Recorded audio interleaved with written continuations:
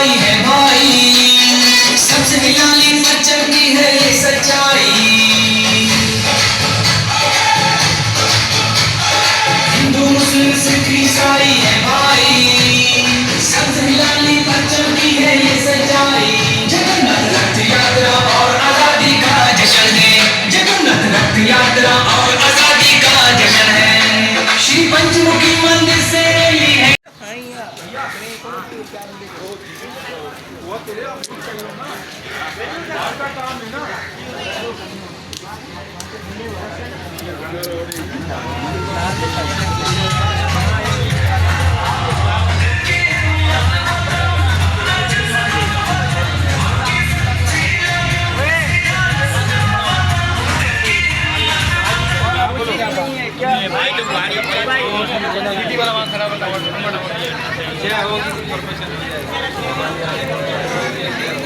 ये हमारे वकार अजीम साहब हैं, ये SHO है सौदाबाजार थाने की,